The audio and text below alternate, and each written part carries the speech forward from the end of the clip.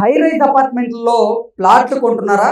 అయితే మీరు ఈ జాగ్రత్తలు తప్పనిసరిగా పాటించాలి, లేదంటే మీరు సమస్యలు ఎదుర్కోక తప్పదు అంటూ కొన్ని వార్తలు వస్తున్న నేపథ్యంలో మనం హై రైజ్ అపార్ట్మెంట్లో ప్లాట్లు కొనేటప్పుడు ఎటువంటి జాగ్రత్తలు పాటించాలి అనేది పూర్తి స్థాయిలో విశ్లేషణ చేసుకుందాం. ప్రస్తుతం మనతో పాటున్నారు రియల్ ఎస్టేట్ రంగంలో 30 సంవత్సరాలకు పైబడి సుదీర్ఘమైనటువంటి అనుభవం కలిగినటువంటి ప్రముఖ real estate expert Nandi Rameshwar Rao గారు. వారితో మాట్లాడు. రామేశ్వరరావు గారు నమస్తే. నమస్తే అండి సార్, హై రైజ్ అపార్ట్మెంట్లలో ప్లాట్లు కొంటున్నారా? ప్లాట్లు కొనేవారు తప్పనిసరిగా ఈ జాగ్రత్తలు పాటించాలి, లేదంటే సమస్యలు తప్పవు అంటూ కొన్ని వార్తలు వస్తూ ఉన్నాయి.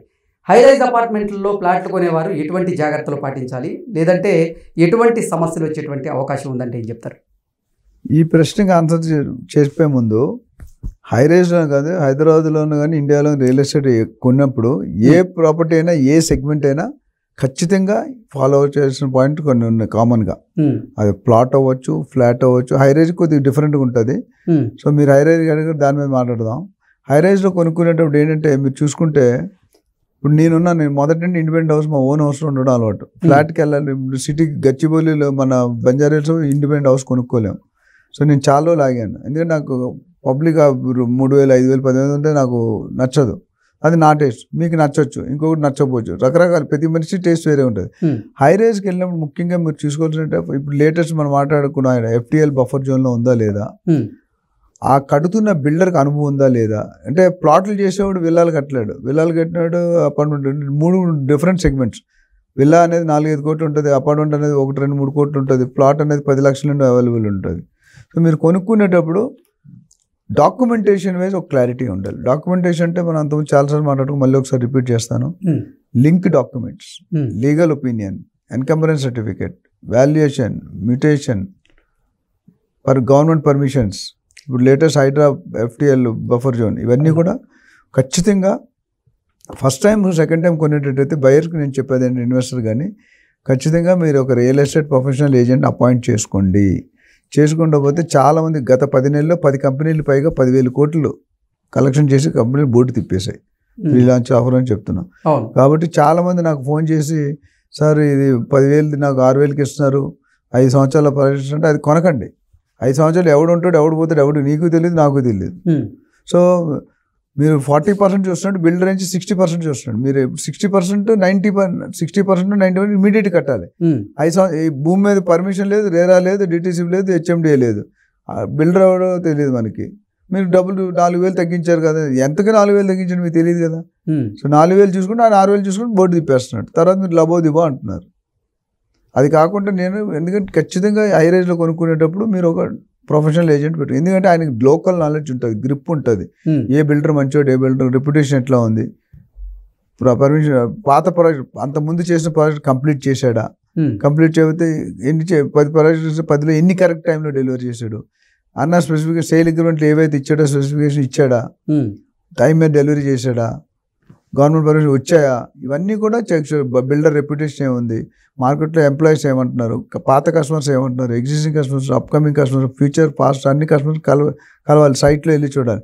ఇవన్నీ చూసి ఇదొక టైప్ ఆఫ్ చెకింగ్ అయితే. రెండోది, ఈ హై రైజ్లో UDS అనే ఫ్యాక్టర్ ఉంటుంది, undivided share value of land. అది చూసుకోం మనం. ఎందుకంటే ఇప్పుడు సపోజ్ ఇండిపెండెంట్ మీ స్టాండర్డ్ లోన్ బిల్డింగ్ ఉంది, 1000 గజాల్లో 20 ఫ్లాట్లు కట్టారనుకోండి ఫర్ ఎగ్జాంపుల్, ఒక ఫ్లోర్కి 4, 1000 గజాలు డివైడెడ్ బై 20 ఎంత అయింది, 50 గజాలు పర్ ఫ్లాట్. హై రైజ్ అట్లా కాదు, ఆ 50 బదులు 10 గజాలు రావచ్చు, 5 గజాలు రావచ్చు. ఎందుకంటే ఇక్కడ 5 ఫ్లోర్లు కట్టారు, అక్కడ 50, 60, 70, 80 ఫ్లోర్లు ఎక్కడ వస్తుంది, 2, 3, 5, 10 గజాలు వస్తుంది.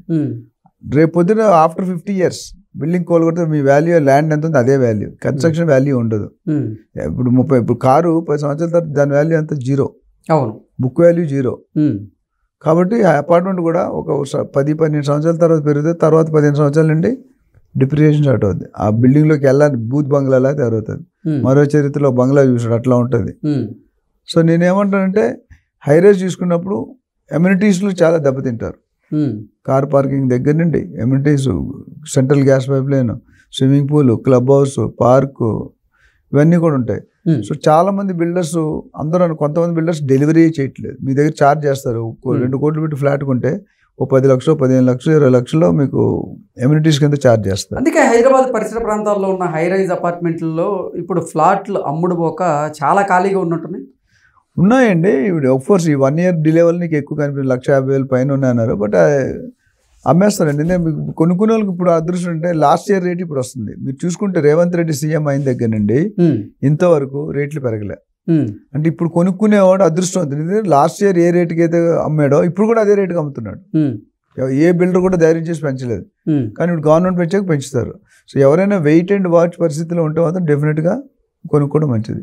సో హై రైజ్లో ఇంకోటి ఏంటంటే యూడిఎస్తో పాటు క్లబ్ హౌస్ పెయిడ్ సర్వీసా అన్పెయిడ్ సర్వీసా, రెస్టారెంట్, మెడికల్ స్టోర్ చాలా ఉంటాయి, జిమ్ ఉంటాయి, టెన్నిస్ ఉంటుంది, స్క్వాష్ ఉంటుంది, అవన్నీ కూడా చాలా వరకు ఏమిటి ఛార్జబుల్ పెడతారు.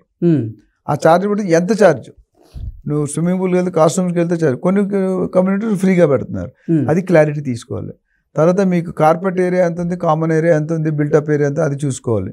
ప్రైస్ మార్కెట్లో మీకు జనరల్గా చాలా మంది ఏం చేస్తారంటే బిల్టప్ ఏరియా 2,000 స్క్వేర్ ఫీట్ అంటే నీకు కార్పెట్ ఏరియా 1,400-1,500 ఉంటుంది, 25-30%. కొంతమంది బిల్డర్లు అయితే భారీగా 35-40-45 కూడా ఛార్జ్ చేస్తారు. అంటే మీరు 2,000 స్క్వేర్ ఫీట్ ఉంటే 40% అంటే 1,200 వస్తుంది. మీకు మీరు పెట్టేది 10,000 అనుకోండి, యాక్చువల్ రేట్ 10,000 అవుతుంది. 1,200 స్క్వేర్ ఫీట్ చూసుకుంటే 15,000 ఎంత అయిపోతుంది. అది ఒకటి చెక్ చేసుకోవాలి, ఎంత ఇస్తున్నారు, గవర్నమెంట్ నామ్స్ ప్రకారం ఏంటి, ప్లస్ దానికి డిటీసీబీ ఉందా, హెచ్ఎండిఏ ఉందా, తర్వాత అలాంటి కండిషన్ టెర్రస్ రైట్స్ మనకు ఉంటుంది. ఎందుకంటే టెర్రస్ రైట్ లాస్ట్ ఉంటుంది, హెలిప్యాడ్ ఉందా లేదా, తర్వాత మెయింటెనెన్స్ ఛార్జ్ ఎంత ఉండబోతుంది. కొంతమంది లైఫ్ టైం తీసుకుంటారు, కొంతమంది ప్రతి నెల తీసుకుంటారు. సో కొంతమంది 2-3 సంవత్సరాలు మెయింటైన్ చేసి ఇస్తారు. ఇంకా కొన్ని కేసుల్లో builders are not handing over the club house and other amenities, వాళ్ళ పేరుని ఇచ్చుకుంటున్నారు. అది కరెక్ట్ కాదు. ఒకసారి సొసైటీ కంప్లీట్ బిల్డర్ బయటకు వెళ్ళాలనుకుంటే he has to surrender the society. మొత్తం 5 సంవత్సరాలు వాళ్ళు మెయింటైన్ చేస్తారు. తర్వాత నీలాగా 4 బయర్స్ ఉంటారు, 2,000 బయర్స్లో 7 మంది 8 మంది తీసి సొసైటీ ఫామ్ చేస్తారు. ఆ సొసైటీ పేరుని వచ్చేసాలి. కానీ చాలా మంది బిల్డర్స్ చేయట్లేదు, వాళ్ళే మెయింటైన్ చేసి దాని మీద వచ్చిన ఆదాయం తీసుకుంటారు, which is literally not correct. So ఇలాంటి పాయింట్స్ అన్నీ చెక్ చేసుకోవాలి. మీరు చెక్ చేసుకుంటే మీకు బెనిఫిట్ ఉంటుంది, మీకు ఎంత పే చేస్తున్నారు, యాక్చువల్ కాస్ట్ ఎంత అని తెలుస్తుంది. హై రైజ్లో ఉన్న కొన్ని అడ్వాంటేజెస్ ఉన్నాయి. మంచి వెంటిలేషన్ వస్తుంది, మంచి గాలి వస్తుంది, మంచి లైట్ వస్తుంది, వ్యూ సీనరీ వ్యూస్ బాగుంటాయి. కానీ ఇవన్నీ డిసడ్వాంటేజ్ ఏంటంటే కొంతమంది పైన చూస్తే కళ్ళు తిరుగుతాయి. అదేవిధంగా ఆ కళ్ళు తిరుగుతాయి అంటే కష్టం కదా. హై రైజ్ అపార్ట్మెంట్స్లో అడ్వాంటేజెస్ ఉన్నాయి, కొన్ని రేటు పెరిగిపోతుంది. ముఖ్యంగా 5th ఫ్లోర్లో ₹1,00,00,000 ఫ్లాట్ 30th ఫ్లోర్కి వెళ్తే 2 కోట్లు అవుతుంది తెలుసా. అదే ఏరియా మీకు తెలుసా, చాలా మంది తెలియదు. అదేంటి, ఎందుకు కారణం ఏంటి? ఎక్స్ట్రా చేసేస్తాడు కదా. ఫ్లోర్ రైజ్ అని ఉంటుంది, ఈచ్ ఫ్లోర్ పర్ స్క్వేర్ ఫీట్కి ₹50, ₹100. సపోజ్ 2,000 స్క్వేర్ ఫీట్ అనుకోండి, ఒక ఫ్లోర్కి ₹1,00,000. 30 ఫ్లోర్లు కదా 30 లక్షలు పెరుగుతుంది. అట్లనే మిగతా నార్త్ ఈస్ట్ అని, ప్రీమియం అని, పార్క్ వ్యూ అని, క్లబ్ అని, సో డెఫినెట్గా 50-60% తేడా వచ్చేసి. అదే 70-80 ఫ్లోర్కి అయితే 100% తేడా. అంటే మీరు ₹1,00,00,000 ఫ్లాట్ 5th ఫ్లోర్ కొనుక్కుంటే 30th ఫ్లోర్ 35th వెళ్ళేసరికి ₹1,50,000, ₹1,60,000. అదే 70-60కి వెళ్ళిపోతే 2 కోట్ల పైన అవుతుంది.